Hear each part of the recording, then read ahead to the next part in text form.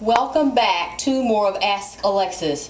You know, this is a topic that I've been talking to myself and I've seen in my life and through a lot of experiences that I've had, and I've talked to other women, but I don't think they really thought about it like I'm about to express it to you.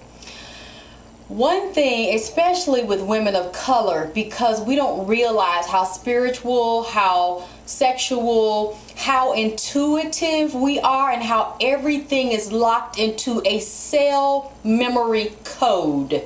Yeah, that's right. That's what I said. Now, all women are spiritual. All women are intuitive and sexual.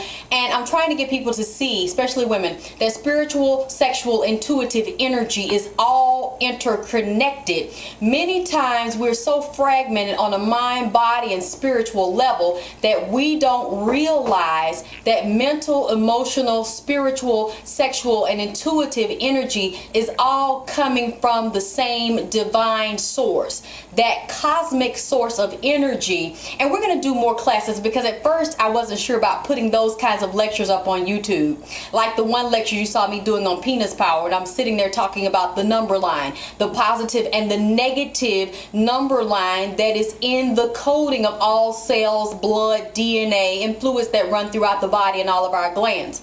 All that is dealing with etheric anatomy. So that's why it's so important for me to talk to the women about touching, caressing, stroking, letting people touch you. And one of the touches that I wasn't taught about as a little girl was adult touching, a teacher grabbing you, touching you, taking objects from you, or saying what you're wearing is not appropriate. Give me that chain, give me that bracelet. I'm going to take that, I'm not going to give that to you. Going to the doctor, letting a doctor touch a young girl, and as we get older, a woman's vagina, our breast, to examine us, and I'm not talking about in a molestation way, just to examine you.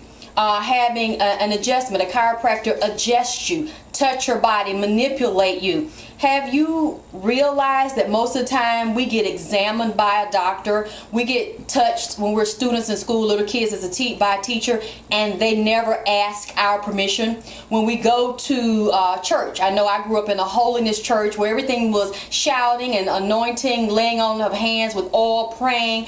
There was never permission asked for a preacher to touch us or anoint our head with oil, because usually our parents bring us up in the prayer line, and our parents set us up to give adults, other adults in a position, a clergy member or some type of authority or a doctor, permission to put their hands on us without our consent.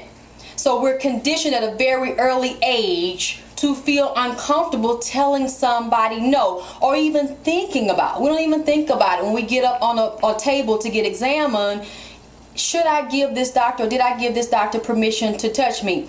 And the reason why I'm bringing this up is because we need to realize that every time somebody puts their hands on us, whether it's a professional level or examining our body or taking tissue from our vagina or taking swabs, fluids, yeast cultures from our vagina, or even touching our breast, whether it's a male doctor or a female doctor, there is thoughts and energy transferred, positive and negative charges and electromagnetic fields of energy with a touch. And many times we really need to be screening and using discernment when we let a doctor touch us, or screen doctors before we let them touch us, because we don't know how they feel about us. We don't know what type of thoughts that they have about us, and thoughts are transferred in a touch. I remember last year I was going to a chiropractor, because I really believe in holistic medicine, unless, and I don't put down surgery and medication. Sometimes it just may be needed. I was going to get adjustments in between doing my show and sitting all the time, not exercising, feeling really stressed out. I grew up, my grandmother had me in gymnastics, doing a lot of flips and running and tumbling and egg rolls and back bends. And I still do the back bends, but I had a car accident a couple of years ago, and it actually damaged, it actually kind of knocked my bones out of place in my back. didn't break anything. It's no surgery is necessary, but I just felt stiff in my back. And I know that it's important to have energy moving up and down your spine for optimum health and regeneration of cells. You need your spine healthy. And I talked to this chiropractor. My chiropractor was out, so I went to see another one that was really good at popping and cracking your back. And sometimes I need my back contorted and twisted and popped to get the energy moving and to break up that stagnant energy in my chakras. And I told him it concerned me because I wanted to do a back bend. He said that because of my age, I needed to forget about doing a back bend. And I basically looked at him and said, that's bullshit. Because I know people in Asia that are 50 and 60 years old and still doing Tai Chi and martial arts and back bends. So because I was in my late 30s, you know, that's not a reason to say that I'm too old to do a fucking back bend. You know, and it's like after that, I didn't want him putting his fucking hands on me no damn more. And I don't go see him anymore.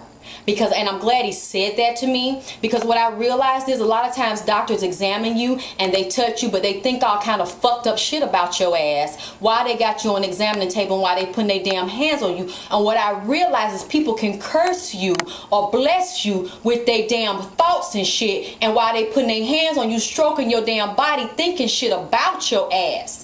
So I'm going to be back with more of Ask Alexyss, because I really want to drive this point home about stop letting everybody put their hands on you, because people have blessings and curses in their hands based on the energy of their thoughts being transferred through their damn fingertips.